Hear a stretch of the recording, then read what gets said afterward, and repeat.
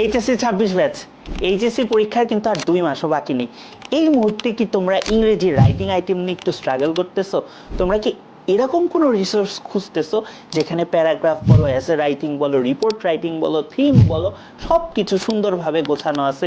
এবং এরকম একটা বই থাকলে তোমাদের ভালো হতো না, যেখানে সব আইটেম সুন্দর করে গোছানো, কিভাবে লিখতে হবে, কোনটা লিখলে তোমাকে কিভাবে মার্কিং করা হবে, প্লাস কি কি লিখবা না, সব কিছু সুন্দরভাবে গোছানো।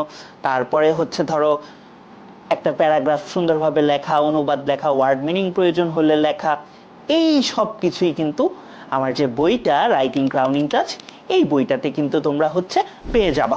তো এই বইটার স্পেশালিটিটা কি? স্পেশালিটিটা বলার আগে এইচএসসি 25 ব্যাচের কিন্তু প্রায় 40% স্টুডেন্ট ফেল করেছে ইংরেজিতে।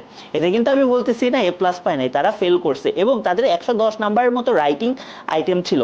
এবং আমাদের দেশে যেভাবে আসলে রাইটিংটা শেখানো হয় এইচএসসি লেভেলে বা এসএসসি লেভেলে, এটা কমপ্লিটলি ভুল একটা মেথড। আমাদের একটা টার্ম ইউজ করা হয়, সেটা হচ্ছে academic writing. So academic writing যদি তুমি ঠিকভাবে না জানো, তুমি ভাই সারা জীবন সাফার করবা। এটা ইউনিভার্সিটি লাইফে গিয়েও করবা, পরবর্তীতে আইএলটিএস বা জিআরই দিলেও তুমি হচ্ছে করবা। সো একাডেমিক রাইটিংটা আমাদের শিখতে হবে। ধরো আমরা এই যে অ্যাপ্লিকেশনে লিখি I pray and hope that, এটা ভুল। আমরা লিখি traffic jam is one of the most common problem in Bangladesh, প্রবলেমসও লিখি না। সো এই জিনিসগুলো আমাদের জানতে হবে। বা এই যে রিপোর্ট রাইটিং, রিপোর্ট রাইটিং 6 বছর পরে আসছে, এটা অনেক বইতেও ঠিকভাবে পাবা না বা ভালো রিসোর্স পাবা না। আবার ধরো প্যারাগ্রাফের ক্ষেত্রে যেটা টপিক সেন্টেন্স, সেটা আমাদের এসেতে কি হয়ে যাবে বলো তো? Thesis statement. এই জিনিসগুলা নিয়ে কিভাবে কাজ করবা, এই সব কিছুই কিন্তু আমার যে বইটা, সেই বইতে পাওয়া যাবা। সো ওই বইটা তোমরা কিভাবে কিনবা? তোমরা জাস্ট হচ্ছে রম্বস পাবলিকেশনের ওয়েবসাইটটাতে যাবা। তো এই যে দেখো কম্প্যাক্ট সিরিজের যে বইটা আছে, এখানে যাবা, গিয়ে এই ইংলিশ বইটা এই যে বাই নাওতে দিলেই তোমরা হচ্ছে যেভাবে হয় তোমরা হচ্ছে কিনতে পারবে। তোমরা একটু ডেমো দেখতে পারো।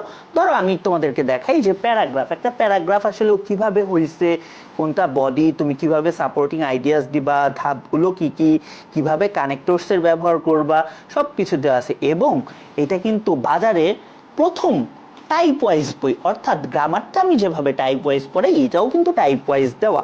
ধরো এই যে একটা প্রথম টাইপটা হচ্ছে ডিসক্রিপটিভ প্যারাগ্রাফে, যে importance of education and others. ধরো ইম্পর্টেন্স অফ লার্নিং ইংলিশ বা ফিমেল এডুকেশন, এগুলো যখন তুমি পড়বা, তোমারকে যদি আসে যে ইম্পর্টেন্স অফ টেকনিক্যাল এডুকেশন, তোমার যদি ইনফরমেশন মাথায় থাকে, তুমি কিন্তু বানায় লিখে আসতে পারবা। সো আশা করি এই টাইপগুলোর বাইরে কিছু আসবে না। এখানে ডেমো হচ্ছে দেওয়া আছে।